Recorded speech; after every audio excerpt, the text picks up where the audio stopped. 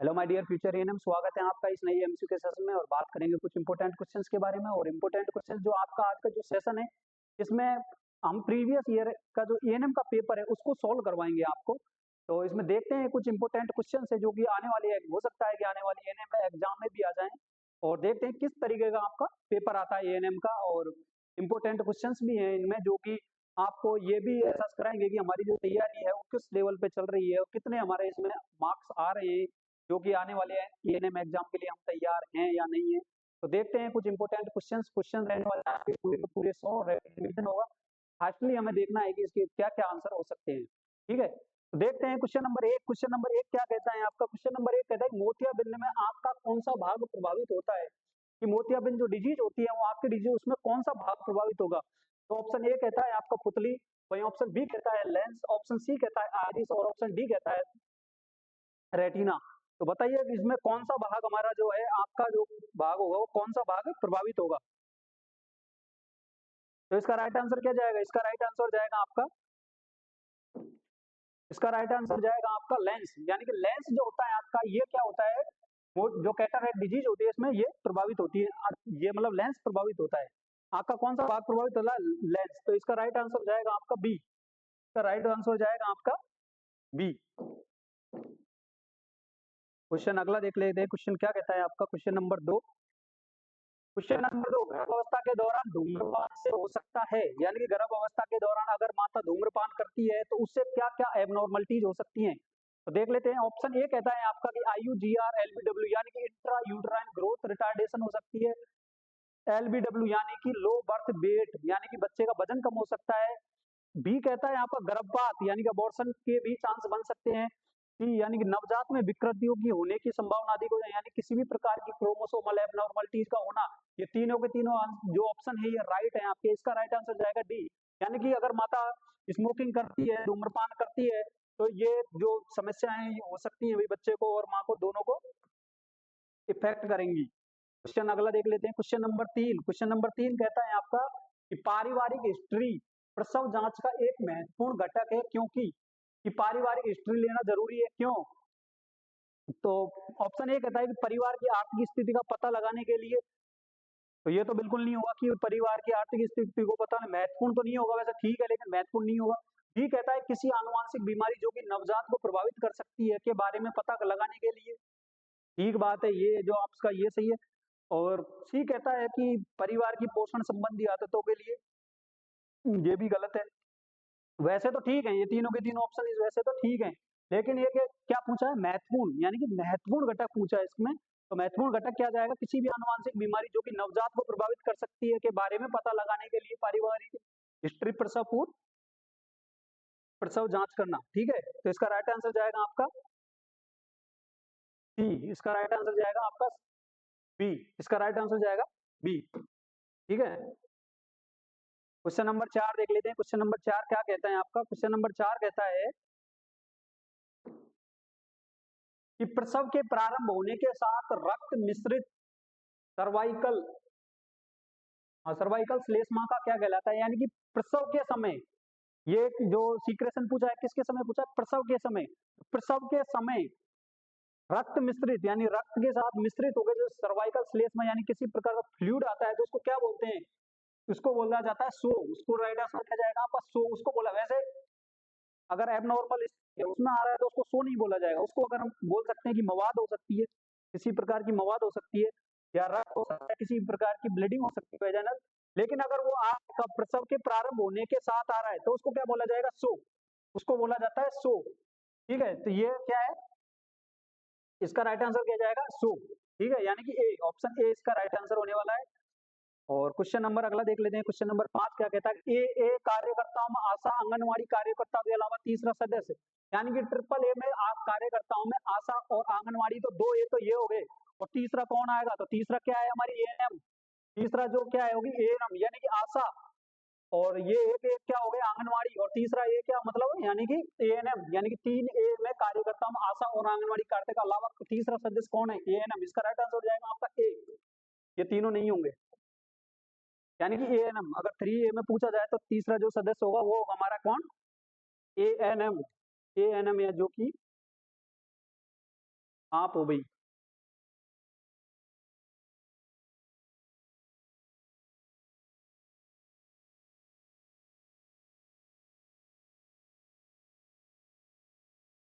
ये रहा आपका अगला question, question number 6। Question number 6 देख लेते हैं। क्वेश्चन नंबर 4 क्या कहता है?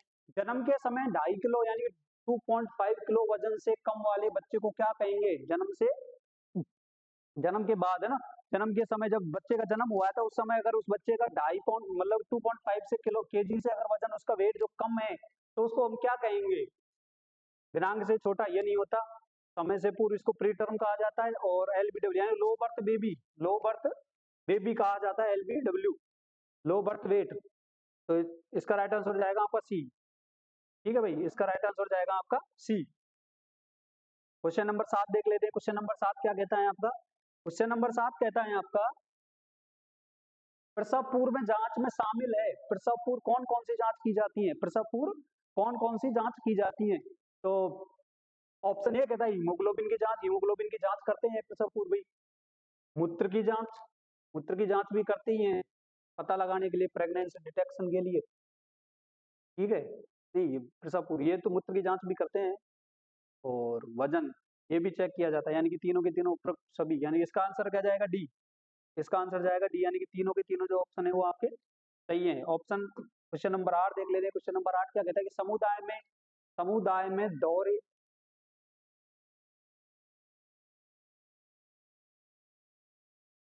ठीक है, समुदाय में दौरे पर एएनएम वेक्टर जनित रोगों की रोकथाम के लिए क्या सुझाव देगी? या क्या, समझो आप ये एक एएनएम हो और आप जा रहे हो समुदाय में, कम्युनिटी में, किसी भी प्रकार की अगर वेक्टर बॉर्न डिजीज को रोकने के लिए, कंट्रोल कर लेंगे, तो आपकी क्या क्या भूमिकाएं होंगी? तो देखते हैं क्वेश्चन, ऑप्शन नंबर ए क्या कहता है आपका कि खराब पड़े सामान्य पानी के भराव को रोक। हाँ भाई, अगर वहां पर पानी भरा हुआ तो उसमें वेक्टर बॉर्न डिजीज, जो वायरस होते हैं या मच्छर होते हैं, वो क्या हो सकते हैं, वहां पर उत्पन्न हो सकते हैं। तो इस पानी को खाली करवाना अपने अहम भूमिका होगी। कीटनाशकों का छिड़काव करना, कीटनाशक यानी किसी भी प्रकार के कीटनाशक का छिड़काव करना, ताकि जो वेक्टर्स होते हैं इनको मार सके, इसलिए कीटनाशकों के छिड़काव करना जरूरी है। ऑप्शन सी कहता है आपके पूरी बाह के कपड़े मच्छरदानी, हाँ पूरी बाह के कपड़े पहने और मच्छरदानी का प्रयोग करें, ताकि मच्छरों से बचा जा सके, किसी भी प्रकार के जो वेक्टर होते हैं, सूक्ष्म जीव होते हैं, उनसे बचा जा सके। इसका राइट आंसर हो जाएगा डी, यानी कि तीनों के तीनों ऑप्शन आपके क्या है? राइट है। ये तीनों के तीनों आपके काम होंगे, ये तीनों के तीनों जो है क्या है? आपके काम है। अगर आप किसी भी जाते हो कम्युनिटी में कभी भी, ये आपके क्या है? काम होंगे।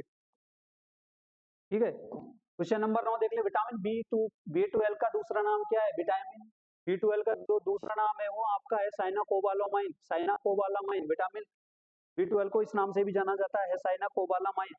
पॉलीसोडियम vitamin B6, riboflavin vitamin A, है ना।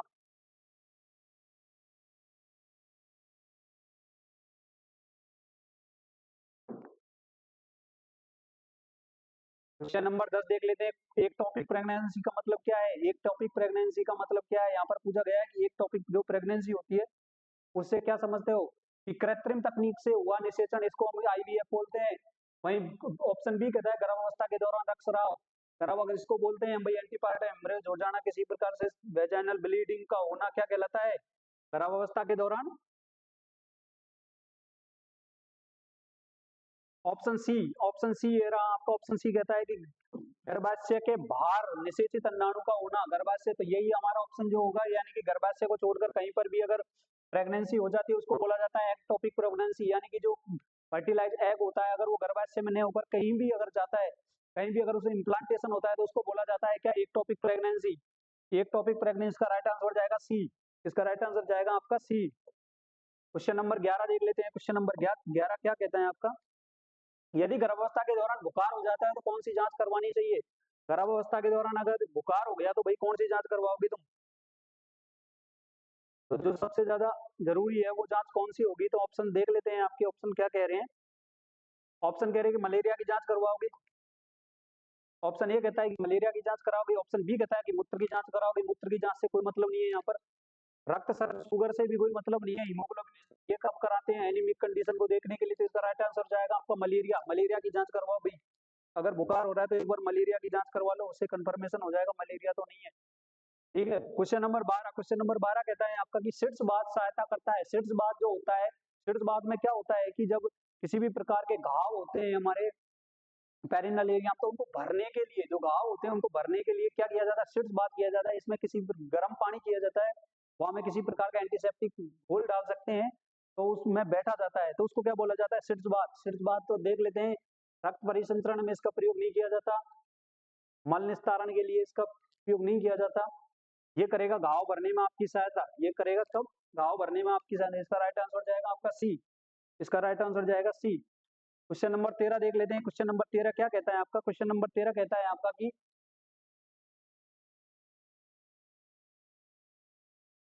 2 से 3 वर्ष के बच्चों में पैरों में गड्ढेदार सूजन होना क्या बताती है, या कि गड्ढेदार सूजन हो रही है पैरों में, तो वो क्या बताएगी। तो ऑप्शंस देख लेते हैं। ऑप्शन कहता है कि यकृत की बीमारी है, ऑप्शन बी कहता है वृक्क की बीमारी है, कुपोषण कुपोषण है, या चोट है, यानी वृक्क यानी किडनी की किसी प्रकार की डिजीज नहीं है, यकृत की बीमारी नहीं है। इससे अगर यकृत की भी हो सकता है, बच्चा वीक हो सकता है, कमजोर हो सकता है, बाकी ऐसी नहीं होगी। ये जो कंडीशन होती है कब होती है, चोट में भी, चोट एक जगह होगी उसमें गड्ढे नहीं बनेंगे, तो ये होगी आपकी किसकी, कुपोषण की वजह से ऐसा हो सकता है।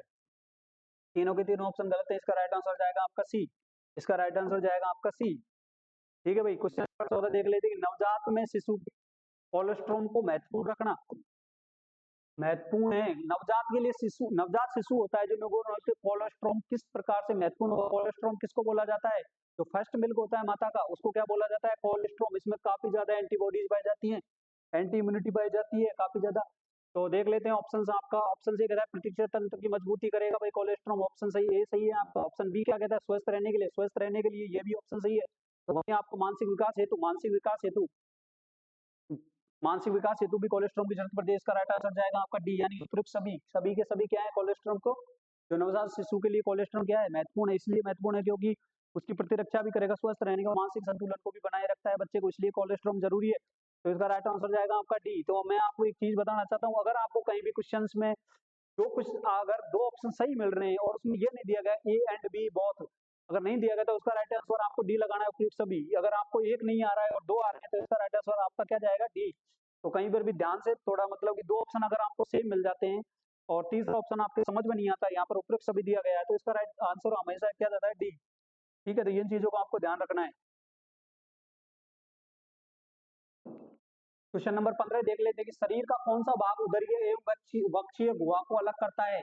तो सबसे पहले तो हमें पता होना चाहिए उदरीय और वक्षीय क्या है। तो उदरीय यानी कि एब्डोमिनल कैविटी, उदरीय यानी एब्डोमिनल कैविटी यानी कि पेट का जो हिस्सा होता है, यानी एब्डोमन, जो आमाशय का जो हिस्सा होता है उसको बोला जाता है उदरीय। और वक्षीय गुहा यानी गुहा को बोला जाता है कैविटी, वक्ष को बोला जाता है वक्त, यानी थोरेसिक, यानी कि हमारी जो चेस्ट होती है इसको बोला जाता है वक्षीय गुहा। तो इनको अलग कौन सा करता है, तो हमको पता है लिवर तो खुद ही एब्डोमिनल कैविटी में होता है, इसका कोई ना प्लिया, ये भी एब्डोमेन में होता है। पसली जो हमारी होती है ये अलग नहीं करती, इसका काम करता है डायाफ्राम। इसका जो हमारे यहाँ पर स्थित होता है लंग्स के नीचे, जो लंग्स के नीचे उस जो डायाफ्राम उसके नीचे होगा वो होगा हमारा स्टोमक, यानी कि एब्डोमिनल कैविटी, और उसके ऊपर होगा जो क्या होगा, थोरेसिक कैविटी, यानी कि इसका राइट आंसर क्या जाएगा, डी, यानी कि डायाफ्राम अलग करने का काम करता है भाई। क्वेश्चन नंबर 16 देख लेते हैं कि मानव में ऐसी प्रतिक्रिया जो जीवन में कभी समाप्त नहीं होती। ये रिफ्लेक्स होते हैं जो बच्चे में आते हैं, इनके ऑप्शन दिए हुए हैं आपकी। मानव में ऐसी प्रतिक्रिया जो कभी भी समाप्त नहीं होगी। मोरोज रिफ्लेक्स, मोरोज रिफ्लेक्स क्या होता है, रूटिंग रिफ्लेक्स और स्वेलिंग रिफ्लेक्स, यानी कि तीनों के तीनों कभी भी रिफ्लेक्स नहीं होते। इसमें क्या होता है, जब भी हम किसी को टच करते हैं तो उसका प्रतिक्रिया होना, रिएक्शन होना, तो इसको क्या बोला जाता है, मोरोज रिफ्लेक्स। यानी कि हम बच्चे में देखते हैं मोरोज रिफ्लेक्स, तब उसको चेस्ट को या कैसे भी करते हैं उसको ऐसे, मतलब कि हाथ पैरों को, उसको बोला, हाथ पैरों को एकदम से क्या कर लेता है, फैला लेता है, तो उसको क्या बोला जाता है, मोरो रिफ्लेक्स। रूटिंग रिफ्लेक्स यानी कि किसी पर जब बच्चा निप्पल को सक करता है, जब उसके मुंह में निप्पल रखते हैं उसको एक तरीके से बांधना है, टाइट से पकड़ना, उसको क्या बोला, रूटिंग रिफ्लेक्स। स्वेलिंग रिफ्लेक्स जो कि निगलना, यानी कि लास्ट तक खत्म नहीं होती, तीनों के तीनों जो जो रिफ्लेक्सेज है ये कभी भी खत्म नहीं होते। इसका राइट आंसर जाएगा आपका डी, इसका राइट आंसर जाएगा आपका डी। अगला क्वेश्चन देख लेते हैं, आपका अगला क्वेश्चन क्या कहता है। क्वेश्चन नंबर 17, ये रहा आपका क्वेश्चन नंबर 17।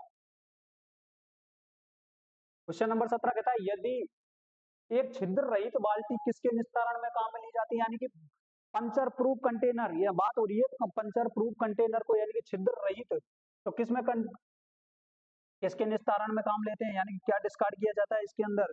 तो इसके अंदर किया जाता है हमारी सुइयां एवं टूटे एम्पुल्स को क्या किया जाता है, इसमें डिस्कार्ड किया जाता है। मरीज के शरीर के हिस्से, इनको किया जाता है येल्लो में, इनको किया जाता है येल्लो में। और वहीं देख लेते हैं हम सिरिंज, सिरिंज की पन्नियां, इनको हम ब्लैक में भी कर सकते हैं, और अगर सिरिंज की बात है तो इनको किया जाता है रेड में, और आईवी सेट वगैरह इनको सबको किया जाता है हमारा रेड में। ठीक है, तो इसमें जो आपका राइट आंसर हो जाएगा, क्या सुइयां एवं टूटे एम्पुल्स को किसमें किया जाता है, एक छिद्र रहित बाल्टी में, एक छिद्र रहित बाल्टी में सुइयां एवं एम्पुल्स को डिस्कार्ड किया जाता है। वहीं देख लेते हैं क्वेश्चन नंबर 18 क्या कहता है आपको। क्वेश्चन नंबर 18 ये रहा कि निम्न में से कौन सा कब्ज का कारण है, भाई कब्जी किसके कारण हो सकती है। तो ऑप्शन देखते हैं, ऑप्शन क्या कहता है कि ऑप्शन ए कहता है रेशेदार आहार की कमी, हाँ फाइबर अगर हम कम लेंगे तो हो सकता है कब्ज हो जाए। ऑप्शन बी कहता है तरल भोजन का कम लेना, हम अगर हम हार्ड हार्ड भोजन खा रहे हैं तो उसकी वजह से भी कब्ज हो सकती है। और सी ऑप्शन कहता है कि अनियमित आंत विसर्जन, अगर हम सही टाइम से फ्रेश नहीं हो रहे तो उसका भी कारण हो सकता है कि कब्ज होता है। इसके तीनों के तीनों ऑप्शन जो है सही है, इसका भी राइट आंसर क्या जाएगा आपका डी। इसका भी राइट आंसर क्या जाएगा डी, यानी कि तीनों के तीनों कारण किसके हैं, कब्ज हो सकती है, तीनों के तीनों की वजह से कब्ज हो सकती है। क्वेश्चन नंबर 19 देख लेते हैं। क्वेश्चन नंबर 19 कहता है आपकी ये जीवाणु जिन्हें प्रवर्धन और संख्या बढ़ाने के लिए ऑक्सीजन की उपस्थिति अनिवार्य है। तो हमें पता है कि एनारोबिक में तो ऑक्सीजन होता ही नहीं है, एब्सेंट होता है, ऑक्सीजन रेस्पिरेशन और एब्सेंट होता है, तो स्पोर्ट्स का तो मतलब ही नहीं है। दोनों से अलग वर्ड हो गया एरोबिक, यानी कि एरोबिक्स का राइट आंसर हो जाएगा सी, यानी कि एरोबिक, यानी कि इनको क्या होती है, इनको जरूरत होती है किसकी, ऑक्सीजन की। यही पूछा गया, ऑक्सीजन की उपस्थिति अनिवार्य है, तो एरोबिक के लिए ऑप्शन की ऑक्सीजन की उपस्थिति क्या है, अनिवार्य है।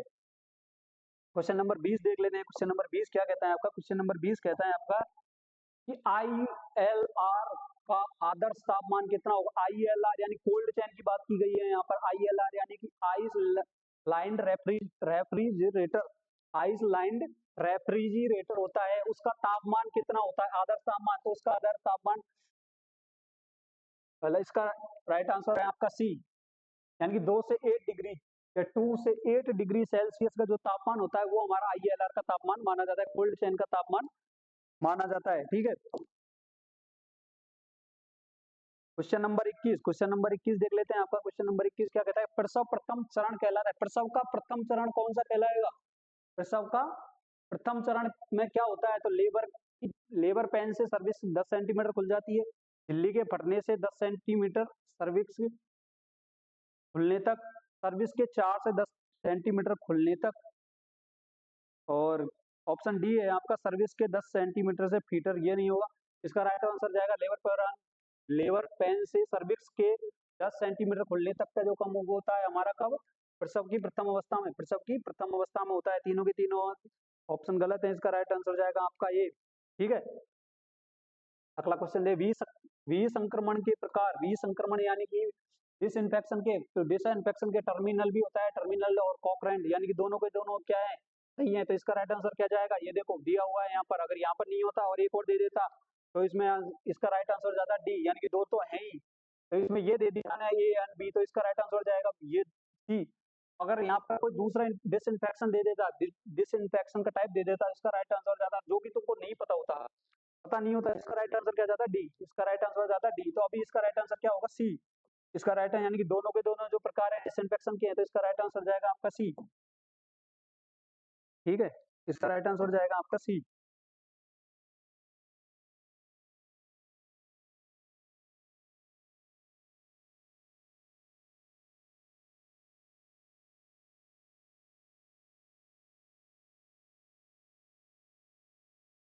देख लेने क्वेश्चन नंबर 23 कि मानसिक स्वास्थ्य को प्रभावित करने वाले कारक, मानसिक स्वास्थ्य को प्रभावित करने वाले कारक कौन कौन से हैं। तो मानसिक स्वास्थ्य को प्रभावित करने वाले कारक हैं आपके ऑप्शन है पारिवारिक, अगर किसी प्रकार की हमको घर की टेंशन है तो हो सकता है कि हमारे जो मानसिक स्वास्थ्य है वो मेंटली जो हेल्थ है वो इल हो सकती है।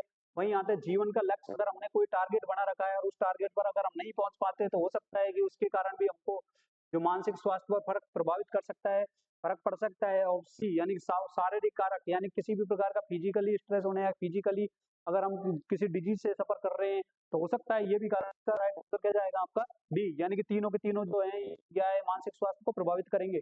तीनों के तीनों जो ऑप्शन है आपके सही है, तो इसका राइट आंसर जाएगा डी, यानी कि तीनों के तीनों जो हमारी मेंटल हेल्थ है उसको इफेक्ट कर सकते हैं। ठीक है,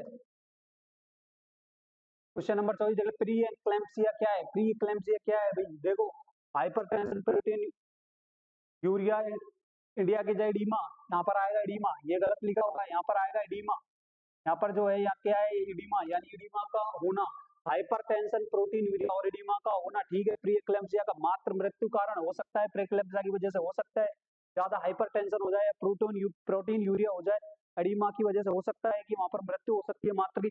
और ऑप्शन सी कहता है कि प्रसव पूर्व जांच के दौरान पहचानी जा सकती है। हाँ, आराम से इसको हम पहचान सकते हैं, क्योंकि अगर प्रोटीन यूरिया हो रखा है, हाइपरटेंशन हो रखा है, तो और एडीमा हमको देख ही सकते हैं, तो इसका राइट आंसर जाएगा आपका डी, यानी कि उपरोक्त सभी सभी क्या है, प्रीक्लेम्पसिया के साइन है, सारे के सारे प्रीक्लेम्पसिया के साइन है, इसका राइट आंसर हो जाएगा डी। ठीक है, क्वेश्चन नंबर 25 देख लेते हैं। क्वेश्चन नंबर 25 कहता है अंगूठा चूसने के संदर्भ में सही नहीं है, सही नहीं है। दांतों की बनावट, ये तो सही बात है कि दांतों की बनावट खराब हो सकती है, अगर ज्यादा दिन अगर बच्चा अंगूठा चूसता रहे तो अपना उससे क्या हो सकता है, उसकी दांतों की जो बनावट है वो खराब हो सकती है। खुशी का स्रोत है, ये भी बात सही है भाई, बच्चे को खुशी होती है तभी तो वो अंगूठा चूसता है अपना। ये असुरक्षा का संकेत है, ये भी बात सही है, हाँ, असुरक्षा का संकेत भी हो सकता है, ये भी बात सही है यहाँ पे।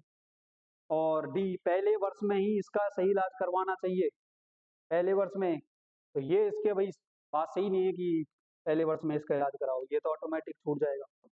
ठीक है, इसका राइट आंसर हो जाएगा आपका डी, यानी कि ये जो बात है क्या है, गलत है, ये जो बात है क्या है, गलत है। ठीक है, क्वेश्चन नंबर 26, क्वेश्चन नंबर 26 क्या कहता है आपका, क्वेश्चन नंबर 26 देख लेते हैं कि कुएं के पानी को कैसे शुद्ध किया जाएगा, कुएं के पानी को कैसे शुद्ध किया जाता है, सारे के सारे क्वेश्चन कम्युनिटी के हैं भाई। देखिए क्या कह रहा है कि क्लोरीन से कर सकते हैं, आयोडीन से कर सकते हैं, कार्बन से कर सकते हैं, पोटेशियम से कर सकते हैं, तो इसका राइट, ऑफ कार्बन से हम करते ही नहीं है, आयोडीन का तो मतलब ही नहीं है, और पोटेशियम से भी नहीं करते हैं, तो इसका राइट आंसर जाएगा आपका क्लोरीन। क्लोरीन से हम क्या कर सकते हैं, कुएं के पानी को शुद्ध कर सकते हैं, कुएं के पानी को शुद्ध कर सकते हैं। अगला क्वेश्चन देख लेते हैं, क्वेश्चन नंबर 27। क्वेश्चन नंबर 27 कहता है कि प्रसव की प्रगति का ग्राफ निरूपण करता है केएमसी, बी कह रहा है केएमसी कंगारू मदर केयर, इससे कोई मतलब नहीं है। और अपगार स्कोर, अपगार स्कोर कब करता है, जब बच्चा बर्थ हो जाता है उसके उस टाइम जो स्कोरिंग करते हैं वो करते हैं हम अपगार स्कोरिंग। और जो पार्टोग्राफ है, ये जो पार्टोग्राफ है इसका जब प्रसव की प्रगति होती है, यानी कि प्रसव चलता रहता है, उस समय जो ग्राफ यूज करते हैं उसको बोला जाता है पार्टोग्राफ। ठीक है, तो इसका राइट आंसर जाएगा आपका ये, इसका राइट आंसर क्या जाएगा ये, यानी कि पार्टोग्राफ का यूज करते हैं प्रसव की प्रगति को समय। क्वेश्चन नंबर 28 देख लेते हैं कि लिंगानुपात क्या है, लिंगानुपात क्या है, तो हम जानते हैं कि लिंगानुपात क्या है, इसका राइट आंसर क्या जाएगा, महिला पुरुष का अनुपात, लिंगानुपात, महिला अलग होगी पुरुष अलग है, यानी कि लिंग अनुपात देखना, महिला और पुरुष का दोनों का अनुपात देखना क्या कहलाता है, लिंगानुपात, तो इसका राइट आंसर ये जाएगा। महिला के बढ़ने की दर इसको नहीं बोला जाएगा, पुरुषों के बढ़ने की दर, ये दोनों तीनों के तीनों ऑप्शन गलत है, इसका राइट आंसर क्या है, एक, यानी कि दोनों के अनुपात देखना क्या कहलाता है, लिंगानुपात भाई। अरे यार, ठीक है, अगला क्वेश्चन देख लेते हैं, अगला क्वेश्चन क्या कहता है आपका,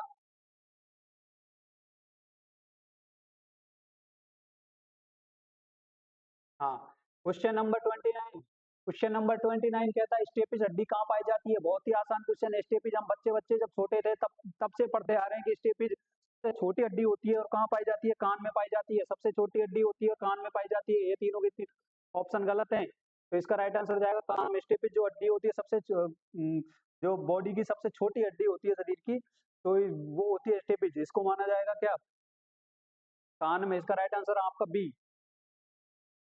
मैं तो कंफ्यूज होने की बात ही नहीं। ठीक है, अगला क्वेश्चन देख लेते हैं, क्वेश्चन नंबर 30। इस स्वास्थ्य केंद्र के गर्भवती महिला को किस उपस्थिति में उच्च केंद्र पर रेफर किया जाता है, यानी कि वो कौन से संकेत होंगे, कौन से साइन सिम्टम होंगे, कौन से इफेक्ट होंगे जिनको देखकर महिला को आगे रेफर कर सके हम। देखते हैं क्वेश्चन नंबर 1, सुनाई नहीं देने पर, सुनाई नहीं दे रहा तो उसको आगे भेज दो, तुम्हारे काम की बात नहीं है। बीपी अगर उसका ये गलत दिया हुआ है, इसका आएगा 80 140। ठीक है, अगर इससे ज्यादा हो रखा है तो ये शायद ये है इसका ना 140/100 एमओजी। बीपी अगर इससे ज्यादा है तो हम भेजेंगे, इतना बीपी हमारे कंट्रोल में नहीं है। हेमोग्लोबिन अगर 8 से कम हो रहा है तो इसके लिए भी रेफर कर देंगे, ये भी सीवियर एनीमिक कंडीशन हो जाती है। ठीक है, इसका राइट आंसर क्या जाएगा? डी, यानी कि तीनों की तीनों कंडीशन अपने लेवल के बाहर है, तो इनको आगे भेज दो भाई, रेफर कर दो। ठीक है, क्वेश्चन नंबर 31, भारत को पोलियो मुक्त घोषित किया गया, इस संबंध में कौन सा कथन सत्य है? देखते हैं कौन सा कथन सत्य है। ऑप्शन ए कहता है कि अब पोलियो खुराक नहीं पिलाई जाती, ये तो कथन कथन बिल्कुल असत्य है भाई, पोलियो की खुराक तो पिलाई जाती है ना, कि आप चाहो तो पोलियो की खुराक दे सकते हो।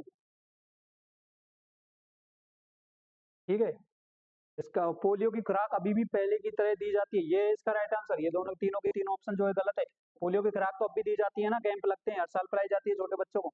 तो इसके सत्य कथन यही है कि पोलियो की खुराक क्या है, अब भी पिलाई जाती है, पोलियो की खुराक अब भी पिलाई जाती है। 32, क्वेश्चन नंबर 32 देख लेते हैं क्या कह रहा है आपका। क्वेश्चन नंबर 32 कह रहा है कि पीएससी स्तर पर स्वास्थ्य टीम का नेतृत्व करता है, यानी कि जो पीएससी होती है वहां पर जो सबसे हेड होता है वो उसका नेतृत्व करता है पूरी की पूरी टीम का, उसको क्या बोला जाता है? उसको बोला जाता है सीएमओ, चिकित्सा अधिकारी प्रभावी। नर्स का काम नहीं है, सैनिटरी इंस्पेक्टर का काम नहीं है, नर्सिंग अधीक्षक तो नर्सिंग अधीक्षक मतलब नर्सिंग सुप्रिटेंडेंट, ये सिर्फ नर्सिंग वालों को ही करेगा। तो ये सैनिटरी इंस्पेक्टर है, इसका काम नहीं है, मेल नर्स का काम नहीं है, इसका सीएमओ यानी कि चिकित्सा अधिकारी प्रभावी का काम है, चिकित्सा अधिकारी का प्रभावी का काम है। तो इसका राइट आंसर जाएगा क्या आपका? ये यानी कि चिकित्सा अधिकारी प्रभावी प्रभारी। ठीक है, क्वेश्चन नंबर देख लेते हैं 33। क्वेश्चन नंबर 33 क्या कह रहा है आपका? क्वेश्चन नंबर 33 कह रहा है कि पिप्यूरियम अवस्था किसके उपरांत शुरू होती है? पिप्यूरियम अवस्था कब से चालू होगी?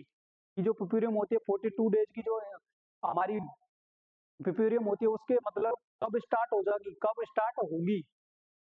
ठीक है, प्लेसेंटा के निकलने के बाद। हाँ, तो प्लेसेंटा जैसे ही निकलेगी उसके बाद पिप्यूरियम स्टार्ट हो जाती है भाई, भ्रूण के निकलने के बाद नहीं होती, प्लेसेंटा का वेट करना पड़ता है। अस्पताल अस्पताल में तो ज्यादा टाइम भी लग सकता है, इससे कोई मतलब नहीं है। ठीक है, तीनों के तीनों ऑप्शन क्या है? गलत है। इसका राइट आंसर हो जाएगा ये, यानी कि जैसे प्लेसेंटा निकली उसी के बाद में क्या स्टार्ट हो जाती है? पिप्यूरियम अवस्था। उसी के साथ क्या स्टार्ट हो जाती है अपनी? पिप्यूरियम अवस्था। सूती का अवस्था कहते हैं आपके हिंदी में, सूती का अवस्था। क्वेश्चन नंबर 34, क्वेश्चन नंबर 34 देख लेते हैं क्या कह रहा है आपका। क्वेश्चन नंबर 30, वार्षिक पैरासाइट दर से क्या मतलब है? वार्षिक पैरासाइट पूछिए, पैरासाइट की वजह से कौन सी डिजीज होती है? पैरासाइट की वजह से कौन सी डिजीज होती है? मलेरिया। तो इसका राइट आंसर है मलेरिया, यानी कि वार्षिक पैरासाइट दर संबंधित है मलेरिया, यानी कि पैरासाइट आ गया वही तो ध्यान रखना चाहिए हमें, क्या है? मलेरिया। इसका राइट आंसर जाएगा ए, मलेरिया। 34, क्वेश्चन नंबर 34 देख लेते हैं क्या, माँ के स्तनों में पर्याप्त दूध नहीं होने का कारण। माँ के स्तनों में पर्याप्त दूध नहीं है, इसका क्या कारण हो सकता है? तो देखते हैं क्या क्या कारण है। माँ का बीमार होना, माँ का बीमार होने से नहीं पड़ेगा फर्क इतना, उसमें पर्याप्त दूध रहता है। माँ के पोषण में कमी होना, माँ के पोषण में कमी होगी तो ठीक है, लेकिन ये नहीं कि दूध पर्याप्त नहीं होगा, दूध तो होगा, मतलब इतना कम हो सकता है, थोड़ा बहुत कम हो जाए लेकिन खत्म नहीं होगा।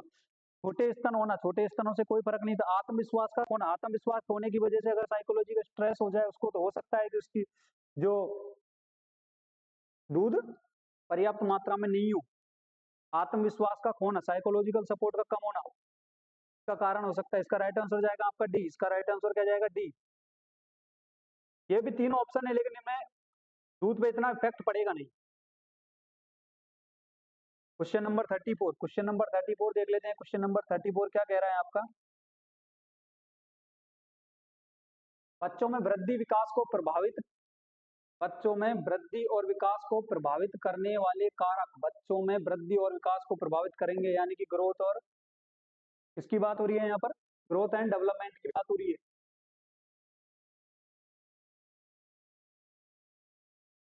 ठीक है, बच्चों में वृद्धि और विकास को प्रभावित करने वाले कारक क्या क्या हो सकते हैं? मातृ पोषण, यानी मैटरनल, अगर उसको ब्रेस्ट फीडिंग नहीं करवाई जाए तो हो सकता है कि बच्चे में वृद्धि और विकास को रुक जाए। आनुवांशिकी, किसी भी प्रकार की क्रोमोसोमल डिजीज का होना, यानी जेनेटिक डिजीज का होना।